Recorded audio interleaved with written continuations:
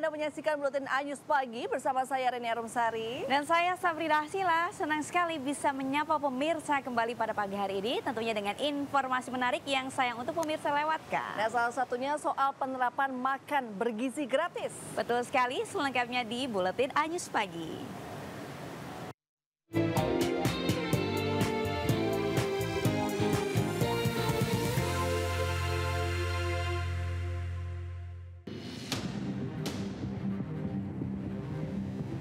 Jebakan modus baru pelaku begal ditemukan petugas keamanan jembatan Suramadu saat melakukan pemeriksaan rutin di jalur roda 2 dari arah Bangkalan menuju Surabaya. Mereka menemukan sejumlah benang nilon dipasang secara melintang dan diikat pada batang besi pagar jembatan. Menurut petugas, benang nilon tersebut diduga sengaja dipasang setinggi leher pengendara roda 2 dan diduga modus baru pelaku begal. Video yang viral di media sosial ini sekaligus menjadi peringatan bagi pengendara motor agar tetap waspada saat melintasi jalur roda 2 di jembatan Suramadu. Pasalnya tak hanya berpotensi menjadi korban begal dengan resiko kehilangan motor, namun bisa menyebabkan pengendara terluka. Guna mencegah kondisi kerawanan aksi kriminalitas, masyarakat meminta petugas keamanan melakukan patroli rutin khususnya pada jam-jam rawan kejahatan. Dari Bangkalan, Jawa Timur, Taufik Syarawi, Anyus melaporkan.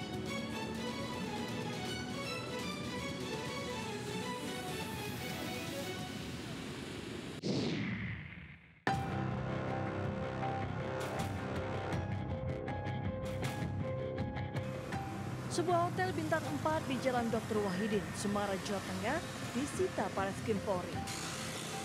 Asalnya, hotel diduga terkait dengan tindak pidana pencucian uang hasil judi online. Menurut Direktur Tindak Pidana Ekonomi Khusus Barreskrim Polri, Brigjen Pol Helvi Asegaf, uang pembangunan hotel berasal dari dana yang ditransfer dari rekening FH yang diduga dikelola oleh bandar yang terkait dengan sejumlah platform judi online.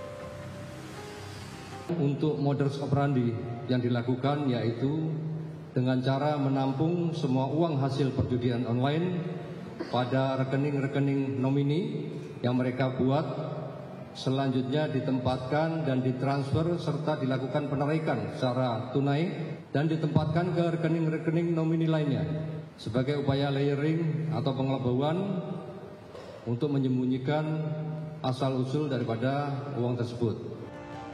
Sementara itu, menurut kuasa hukum hotel, penyitaan ini bukan berarti hotel dirampas atau diambil alih, melainkan dalam penjagaan atau pengawasan Polri. Dan hotel beroperasi seperti biasa. Kami perlu klarifikasi, sebagian orang mungkin memahami sita itu seolah-olah adalah dirampas, mengambil gitu. Jadi disita itu ya nanti bisa dipelajari di aturan-aturan yang berlaku bahwa disita itu dalam pengawasan dan penjagaan. Artinya tidak mengurangi operasional yang sedang berjalan. Sementara itu meski hotel dan sejumlah rekening disita, belum ada tersangka dalam perkara ini karena masih dalam penyidikan. Dari Semarang, Jawa Tengah, Tim Liputan iNews melaporkan.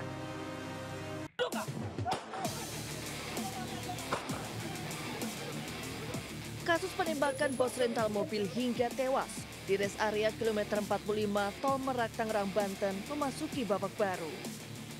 Dalam konferensi pers di Mako Armada RI Jakarta Pusat pada Senin siang, pihak TNI Angkatan Laut, Panglima Komando Armada RI, Laksamana Madya TNI, Denny Hendrata mengakui orang yang menembak pemilik rental mobil hingga tewas adalah oknum prajurit TNI AL. Sementara pemicunya lantaran salah satu dari 3 anggota TNI AL tersebut dikeroyok oleh orang tak dikenal.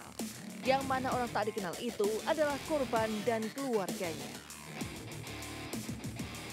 Anggota yang pada saat itu berada di pangkalan Pondok Dayung, yaitu Sertu AA, Sertu RH, dan KLKBA, di mana mereka mengalami pengeroyokan oleh sekitar 15 orang tak dikenal di res area kilometer 45 Tol Merak Tangerang. Sementara itu, Komandan Puspomal TNI Angkatan Laut, Laksamana Muda TNI Sasmita menyampaikan, Saat ini, ketiga oknum prajurit TNI AL tersebut sudah ditahan pihak Puspom AL dan telah ditetapkan sebagai tersangka. Benar bahwa penembakan yang terjadi di kilometer 54 dilakukan oleh oknum 445 dilakukan oleh oknum TNI Angkatan Laut. Ada satu keterlibatan yang betul mengarah pada suatu tindak pidana. Jajaran polisi militer tentunya akan memeriksa sesuai dengan ketentuan hukum yang berlaku. Sebelumnya, peristiwa berdarah yang menewaskan seorang pemilik rental mobil terjadi di rest area kilometer 45 Tol Merak Tangerang, Banten pada 2 Januari lalu. Korban tewas akibat luka tembak di bagian dada, sedangkan rekannya kritis lantaran terkena tembakan di perut saat berupaya mengamankan mobil miliknya. Dari Jakarta, tim iNews melaporkan.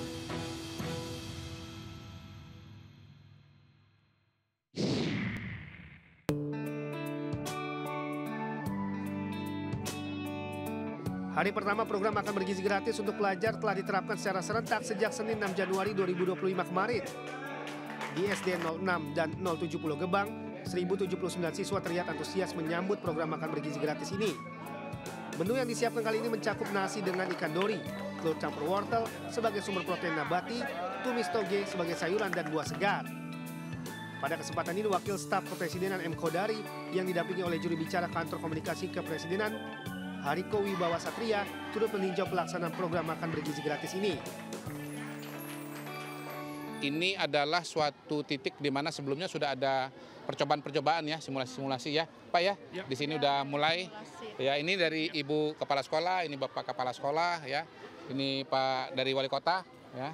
Jadi semua bekerja sama agar kegiatan ini bisa terlaksana dengan baik. Alhamdulillah tadi lihat dengan anak-anak semuanya bersemangat dengan makan bergizi gratis, dan tentu harapan kita dengan makan bergizi ini maka kualitas gizi anak-anak menjadi meningkat, belajarnya juga semangat, ekonomi juga berkembang sehingga generasi kita menuju 2045 itu betul-betul akan berkualitas.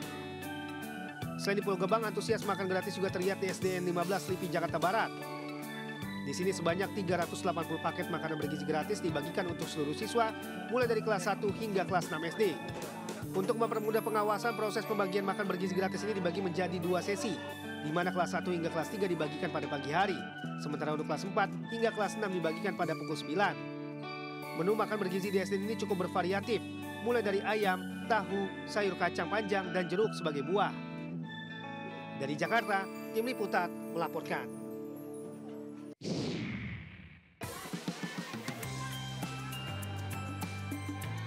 Sebanyak 406 siswa SDN Sukatani, Depok, Jawa Barat mendapatkan makan bergizi gratis untuk pertama kalinya dari Dapur Umum Kebayunan Tapos, Depok.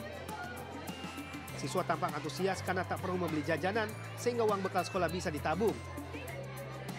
Yang terdiri dari kelas 1 sampai 3 sebanyak 191 siswa dan sisanya kelas 4, 5, dan 6. Agar tidak mengotori ruang kelas, anak-anak diajak makan bersama di halaman. Program makan bergizi gratis juga dilaksanakan di Kota Bandung. Sedikitnya ada 6.820 paket makanan bergizi dari Satuan Pelayanan Pemenuhan Gizi dibagikan ke sejumlah sekolah tingkat SD, SMP, hingga SMA secara bertahap. Salah satunya di SDN Angkasa 1, yang mana para siswa bisa menikmati makanan sehat dengan menu ayam goreng, sayur sawi, dan pisang.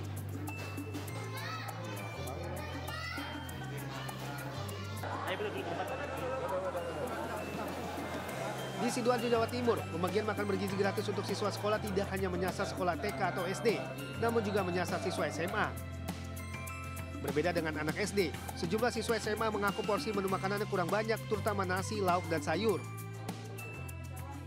Menurut saya sih kurang, tapi mungkin untuk kedepannya jadi evaluasi pemerintah. Kurangnya seperti sayurnya mungkin kurang nanti.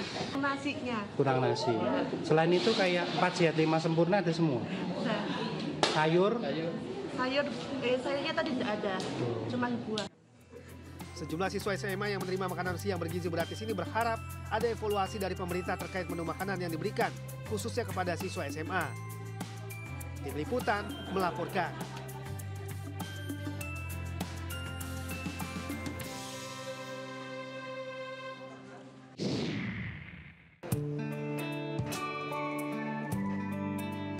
Sementara Dapur Kebayoran ini menjadi salah satu mitra mandiri Badan Gizi Nasional yang menyiapkan menu untuk program makan bergizi gratis.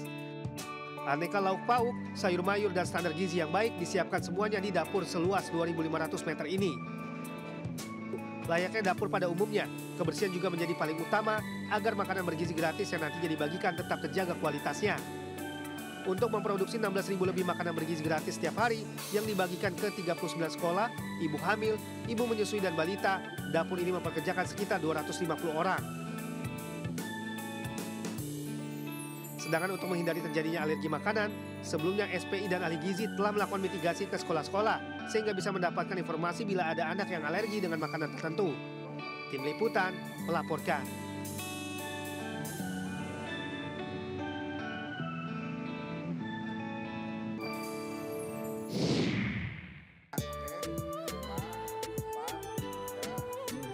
Pemerintah bersama DPR menyetujui biaya penyelenggaraan haji BPIH 2025 sebesar 89,4 juta rupiah.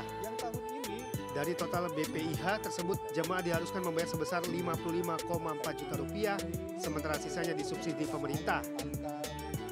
Biaya dari jemaah tersebut akan dialokasikan untuk biaya penerbangan, akomodasi di Mekah dan Madinah, serta biaya hidup. Diputuskan dan dapat angka pembiayaan biaya haji kita di tahun 2025 89.410.258,79. Sementara menurut Menteri Agama RI, biaya tersebut sesuai harapan Presiden Prabowo Subianto. Ini obsesi Presiden Prabowo Subianto kepada kami, Kementerian Agama dan BPH, bagaimana dapat diusahakan supaya beban biaya jemaah haji nanti akan datang lebih diperingan tanpa mengurangi kualitas pelaksanaan haji. Dengan besaran ini, jumlah biaya yang harus dibayar calon jemaah haji pada tahun 2025 ini mengalami penurunan sebesar Rp614.000 dibandingkan tahun 2024. Penurunan biaya tidak akan mengurangi kualitas pelayanan haji. Dari Jakarta, Syareza, Jaka Samsa melaporkan.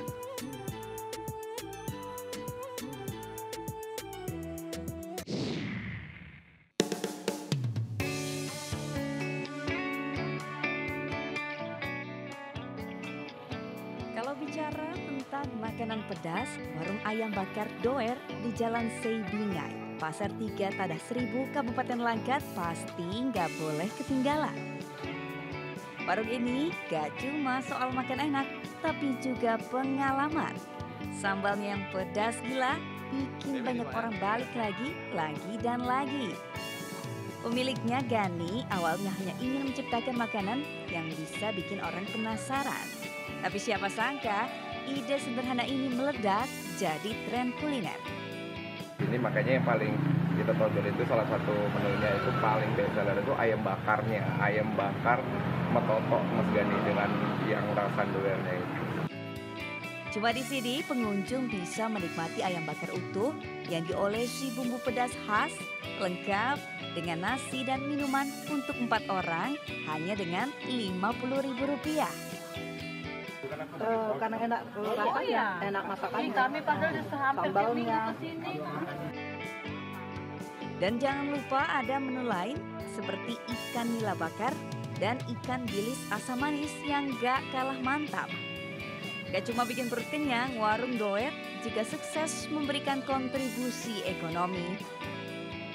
Dari ayam bakar saja, Gani bisa meraup keuntungan hingga Rp8 juta per hari. Dari Langkat, Sumatera Utara, Muhammad Hijrah Lubis, iNews melaporkan.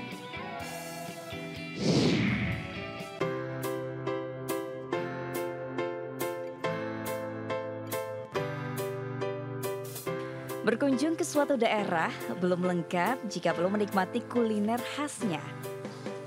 Nah, di sebuah warung makan yang ada di Desa Gumiwang, Kabupaten Banjarnegara, Jawa Tengah, ada kuliner lezat dengan menu ikan patin asap. Ikan patin ini dimasak terbilang sangat segar karena langsung diambil dari kolam yang ada di sekitar warung makan ini. Cara memasak dan penyajiannya pun sederhana. Setelah dibersihkan, ikan langsung ditaburi aneka bumbu rempah yang sudah dihaluskan. Ikan patin ini kemudian dimasukkan ke dalam tabung untuk diasapkan sekitar 20 menit. Setelah itu diangkat untuk kembali dimasak menggunakan kuah santan yang gurih dan kental. Nah, untuk menambah sensasi pedas, bisa ditambahkan sambal sesuai selera. Sudah terbayang ya bagaimana kelezatannya? Tentu saja, olahan patin asap ini semakin mantap bila dinikmati dengan nasi putih atau nasi krekel yang terbuat dari singkong. Aku makan ikan patin asap, itu enak banget. Kayak ada, kalau digoreng kan banyak dagingnya yang hilang. Ini banyak dagingnya, tapi masih alami, enak banget. Ini sensasi baru juga ya, biasanya kalau kita makan itu kan di restoran, di rumah makan gitu ya. Ini kita makan di pinggir kolam, lihat suasana pedesaan, itu juga menambah kenikmatan, jadi enak banget. Untuk porsi, tidak perlu khawatir karena di rumah makan ini pembeli bisa mengambil sendiri sesuai selera. Soal harga pun terbilang masih ramah di kantong. Untuk satu porsi hanya Rp15.000. Bagaimana Anda tertarik makan di sini? Bila ya, langsung saja datang dan nikmati olahan spesial ikan patin asapnya. Dari Banjarnegara, Jawa Tengah, Nurdin Fauzi, iNews melaporkan.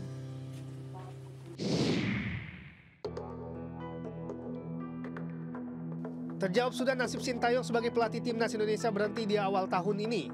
Ketua Umum PSSI Erick Thohir secara resmi mencopot Sintayong sebagai pelatih skuad Garuda. Meski hubungannya baik dengan STY, namun Erick menyebut timnas Indonesia membutuhkan sosok pemimpin yang bisa menerapkan strategi baru yang disepakati oleh para pemain. Selain itu, Erick mengungkapkan pemecatan pelatih asal Korea Selatan itu tidak terlepas dari dinamika timnas yang perlu menjadi perhatian khusus. Tentu kita mengucapkan terima kasih kepada kinerja Coach Sintayong selama ini, dan hubungan saya sangat baik, dan kita lakukan yang terbaik untuk program-program yang dikehendaki. Tetapi tentu dinamika daripada tim nasional ini perlu juga menjadi perhatian khusus oleh kami dalam evaluasi. Kita melihat perlunya ada pimpinan yang bisa lebih menerapkan strategi yang tentu disepakati oleh para pemain, ya, komunikasi yang lebih baik, dan tentu implementasi program yang lebih baik juga secara menyeluruh untuk tim nasional. Sintayong sendiri sebenarnya masih memiliki kontrak dengan PSSI hingga 2027 mendatang. Erick Thohir pun memastikan Sintayong sudah mendapatkan pemberitahuan dari PSSI melalui Ketua Umum Badan Tim Nasional Sumarji mengenai pemecatannya. Sejak melatih timnas Indonesia pada 2020 lalu, juru taktik berusia 54 tahun itu berhasil mendongkrak peringkat FIFA Garuda dari 174 menjadi peringkat 127 dunia. Kabar pemberhentian ini pun sampai ke telinga sang anak. Shin Jae-won diketahui turut mengikuti jejak sang ayah di dunia sepak bola. Shin Jae-won di akun medsos miliknya menyebut PSSI akan menyesal dengan keputusannya setelah mendepak ayahnya dari kursi pelatih. Menurut sang anak, STY sudah banyak berjasa dalam perkembangan sepak bola Indonesia, termasuk keberhasilan menaikkan peringkat Indonesia di ranking FIFA dan berada di urutan grup C dalam putaran ketiga kualifikasi Piala Dunia 2026 zona Asia. Selain anak STY yang turut berkomentar, warga pun turut angkat bicara soal pemecatan STY. Agak kurang setuju sih, karena memang ya kita ngelihat perkembangannya beda banget lah dari dulu sama sekarang kayak gitu ya. Cuman ya harapannya dengan pergantian ini ya lebih baik lah timnas kayak gitu. Coach Shin tetap terima kasih banyak udah membentuk timnas kita lebih baik pastinya. Pokoknya Sintayong tetap jadi salah satu nama pelatih yang paling sangat berjasa untuk timnas kita kan ya. Untuk itu terima kasih banyak Coach Shin. Iya, kalau aku sih kurang setuju ya beliau dipecat. Soalnya menurut aku semenjak dilatih sama Sintayong jadi lebih bagus aja timnas kita.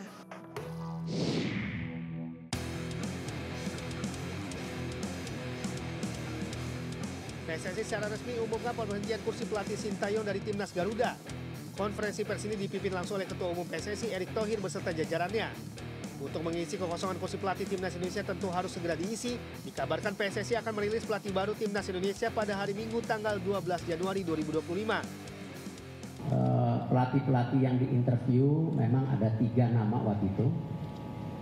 Dan juga berikut beberapa asisten sebagai opsi untuk pendamping pelatih. Karena kita yakini tidak ada pelatih yang sempurna, pasti masing-masing pelatih punya kekurangan. Nah, memang salah satu kandidat yang saya interview yang namanya disebutkan tadi, tapi daripada menebak-nebak kan tadi saya bilang tanggal 11 sampai tanggal 12 nanti ada press conference jam 4, lebih baik media bisa bertanya langsung kepada pelatih yang tentu kita sudah sepakati. Nama yang digadang-gadang bakal melatih timnas Indonesia adalah Patrick Kluivert. Informasi ini semakin yakin lantaran telah dikonfirmasi oleh pakar transfer terkenal Fabrizio Romano. Lewat unggahan akun media sosialnya, tertulis kalau Kluivert telah menandatangani kontrak sebagai pelatih kepala timnas Indonesia dengan kesepakatan kontrak selama 2 tahun dan opsi perpanjangan 2 tahun. Berdasarkan track record selama melatih, pelatih asal Belanda itu pernah menangani AS Alkmaar, timnas Curaçao hingga Ajax U19. Terakhir kali dirinya melatih di bulan Desember 2024 dengan melatih Adana Demirspor. Selain jadi pelatih, Kluivert turut jadi pemain timnas Belanda di era 90-an hingga awal 2000-an. Dan juga tim yang pernah dibelanya diantaranya adalah Ajax, AC Milan, Barcelona, sampai Newcastle. Dirinya dikenal dengan kemampuan luar biasa sebagai striker yang memiliki teknik, kecepatan, dan naluri mencetak gol. Sejauh ini tim pernah yang diasuh oleh Kluivert belum pernah merasakan gelar juara. Jadi kita nantikan saja gebrakan pelatih Kluivert untuk melatih skuad Garuda jadi tampil lebih baik di laga berikutnya.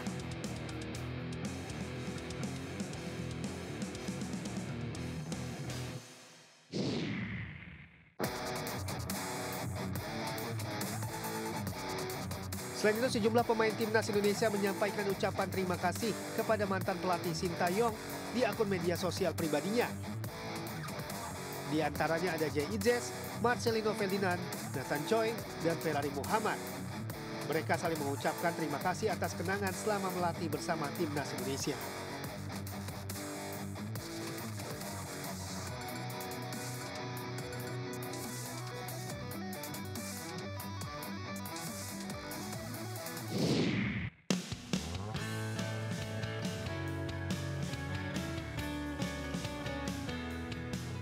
Bagi Anda yang mencari destinasi wisata anti-mainstream, Lelogama adalah pilihan tepat.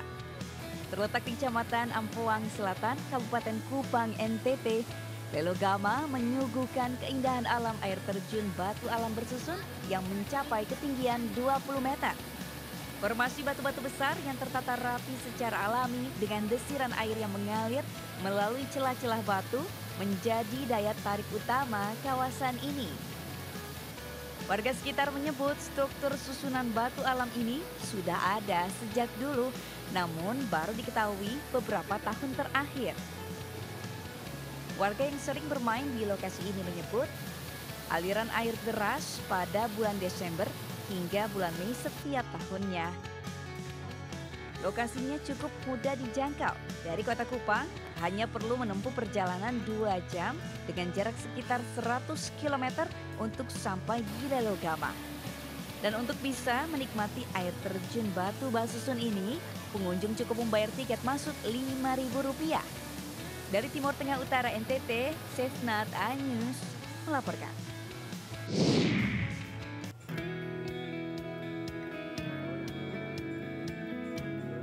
Beginilah pemandangan di kebun durian milik Agus Hari Purnomo, warga desa Keras, Kecamatan Diwek, Kabupaten Jombang, Jawa Timur. Meski berada di dataran rendah, pohon-pohon durian milik Agus tumbuh subur dan berbuah lebat.